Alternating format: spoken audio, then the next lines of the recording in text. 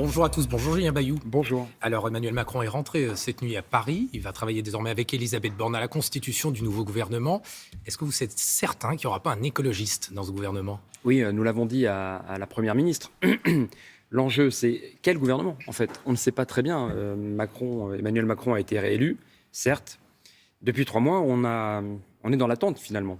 Ce gouvernement ne répond pas aux urgences, attend, tergiverse. Appelle les oppositions, on prend des rendez-vous, on prend même des cafés. C'est bien évidemment républicain et courtois et poli, et nous y répondons. La question, c'est que va déclarer la Première ministre comme politique générale. Aujourd'hui, c'est le flou complet. Qu'est-ce que vous attendez du choix notamment du nouveau ou de la nouvelle ministre de la Transition écologique, puisque Amélie de Montchalin, battue aux législatives, doit démissionner? Oui, et à vrai dire, on ne va pas vraiment regretter Amélie de Montchalin. Elle n'a rien fait. Vous voyez, c'est frappant. Ce gouvernement et Emmanuel Macron, dans la toute dernière ligne droite de la présidentielle, si vous vous souvenez, disait « Je n'ai pas le temps de faire les débats. Je veux réformer jusqu'au dernier quart d'heure. » Et puis alors là, depuis la réélection fin avril, il ne se passe rien. Donc il avait dit aussi « Mon quinquennat sera vert, ce sera la transition écologique ». Il avait dit « Ce sera vert ou il ne sera pas ». Et on a l'impression que pour l'instant, il n'y a pas de quinquennat. Le Haut Conseil pour le climat, une instance indépendante, vient de dire, voilà, nous n'y sommes pas. Nous avons hébergé les accords de Paris, c'est le moyen pour lutter contre le dérèglement climatique, pour lutter contre ces canicules qui nous frappent toujours plus fort. Et il ne se passe rien. La France n'est pas au rendez-vous. La France a même été condamnée pour inaction climatique. Et donc, face à un tel manque d'ambition, nous n'attendons rien de ce gouvernement. En revanche, nous, écologistes, avec le plus grand groupe écologiste à l'Assemblée, le plus grand groupe de l'histoire, nous allons pouvoir proposer des mesures et voir si le gouvernement veut avancer ou non. Cette situation un peu inattendue aujourd'hui, où la majorité n'est pas si majoritaire, eh bien, permet que nous posions des propositions ambitieuses et nous verrons comment le gouvernement va se positionner. Alors on va y venir à l'Assemblée nationale. Rien ne dit en revanche que Damien Abad, qui est visé par l'ouverture d'une enquête pour tentative de viol, ne fera pas partie de ce gouvernement. Lui dit qu'il veut y rester, qu'il ne veut pas quitter. Et début juin, Emmanuel Macron disait que la présomption d'innocence était importante pour lui aussi, qu'il y avait droit comme tout citoyen. Alors c'était avant l'ouverture de cette enquête. Vous l'imaginez encore au gouvernement ? Il y a la présomption d'innocence pour tout le monde. Et puis, il y a le devoir d'exemplarité des ministres. Et je fais vraiment le distinguo. Il fut un temps, il y avait une jurisprudence qui disait que si un ministre était mis en cause, il devait démissionner, non pas par infamie, mais pour pouvoir se défendre devant la justice et éventuellement être blanchi, et qu'il n'y ait pas le sentiment, vous voyez, que le gouvernement tergiverse ou peut le protéger. Vous avez mentionné Damien Abad, il y a un autre cas, moi, qui m'interpelle, c'est le garde des Sceaux. Le garde des Sceaux, ministre de la Justice, il est mis en examen. Et c'est lui qui a la main sur la justice. Comment on peut imaginer que son collègue à l'intérieur, qui surveille la police, travaille? Vous voyez, donc ça envoie le signal qu'il finalement, il pourrait y avoir, je ne dis pas qu'il y a, mais qu'il pourrait y avoir une justice pour les puissants et une justice pour les autres. Donc Damien Abad au gouvernement ou pas? Le plus simple, c'est qu'il se mette en retrait, qu'il démissionne, que la justice puisse faire son travail en toute sérénité et qu'ensuite, eh bien... on avis sur sa situation. Vous voyez, et ça se passait comme ça, il y a quoi? Il y a au tournant du siècle. C'est pas si ancien. Elisabeth Borne présentera justement et prononcera son discours de politique générale. Ce sera mercredi prochain à l'Assemblée nationale. Pourquoi est-ce qu'elle devrait engager un vote de confiance? Rien ne l'y oblige. Rien ne lui oblige, mais c'est la tradition. Et puis, le gouvernement, il est responsable devant l'Assemblée, c'est-à-dire devant la population. Les députés sont les élus de la population. Il n'est pas responsable du bon vouloir du gouvernement. Et donc, il y a besoin d'un cadre, discours de politique générale. Est-ce qu'ils font ou pas la retraite à 65 ans? Est-ce qu'ils veulent augmenter les salaires ou non? Est-ce qu'ils veulent enfin agir sur la rénovation thermique? Rénover votre logement, c'est bon pour le climat, évidemment, c'est bon pour la santé, c'est bon pour l'indépendance énergétique. Quel cadre?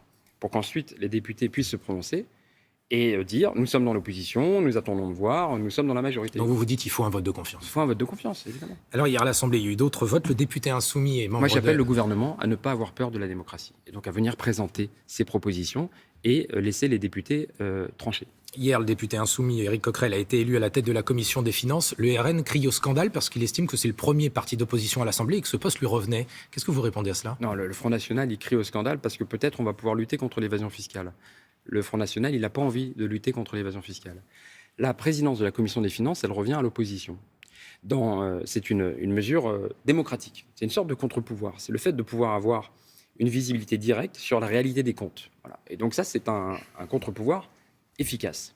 Et donc nous sommes la plus grande coalition d'opposition, nous écologistes, au sein de la coalition Nouvelle Union Populaire Écologique et Sociale, et aux voix, Éric Coquerel a gagné face au candidat du Front National. C'est la démocratie. Mais ça va être un outil politique, cette commission des finances? Un outil de salubrité publique. Parce que vous savez qu'il y a des grands groupes, je pense à McDonald's qui vient d'être condamné pour payer 1 milliard d'euros d'amende. Il ne payait pas sa part. Vous et moi payons des impôts, les personnes qui nous regardent également. Les grands groupes ne payent pas leur juste part. Vous savez qu'en moyenne, les multinationales sont aux alentours de 5 à 8%, quand les PME, les artisans, les petits sont à 28%. Ça fait une distorsion de concurrence terrible. Comment voulez-vous rivaliser quand vous avez un café avec Starbucks qui paye beaucoup moins d'impôts que vous? Et donc, cette commission des finances, elle va permettre aussi de démonter ces montages qui ont vocation à tromper l'impôt. C'est le cas de Euro Disney, de Starbucks, d'Airbnb, de General Electric. Vous voyez, la liste est trop longue des entreprises qui ne payent pas leur juste part quand les artisans, les PME tirent la langue. Julien Bayou, vous avez crié au scandale parce que le RN a obtenu 2 vice-présidences à l'Assemblée nationale. Pourquoi? C'est pas ça la démocratie? Ils ont 89 députés. L'enjeu n'est pas de nier qu'ils ont des députés. Ils ont été élus, dont acte. Nous ne voulons pas participer en quoi que ce soit à la dédiabolisation ou l'institutionnalisation du Front National. Donc nous, les écologistes, ce que nous avons fait, c'est que nous avons provoqué un vote.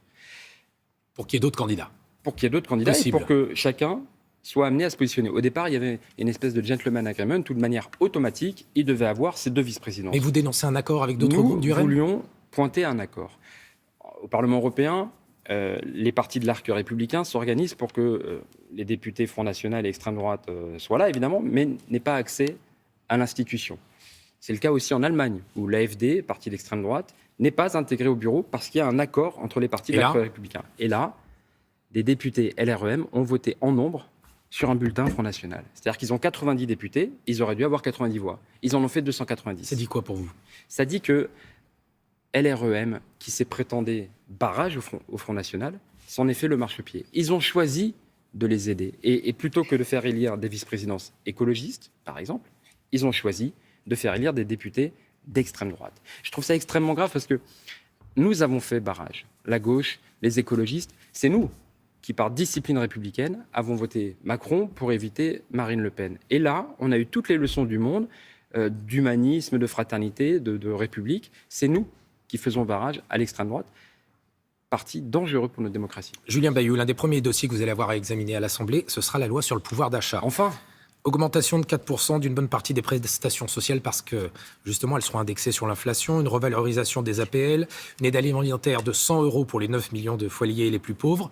Est-ce que les écologistes voteront ce texte? Pour l'instant, c'est trop peu, trop tard. Vous dites 4%, l'inflation est à 5%. Ça veut dire concrètement que les gens y perdent. C'est ça qu'il faut le dire.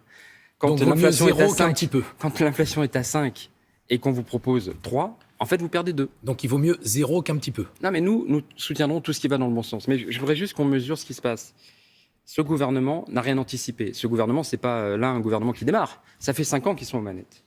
On a déjà eu cette situation en 2018. Flambée du carburant, gilets jaunes. Le gouvernement donne trop peu, trop tard. Donc vous ne le voterez pas? Nous appelons le gouvernement, nous irons beaucoup plus loin. Nous ferons des propositions. Le SMIC à 1 500 € net, est-ce que le gouvernement va accepter?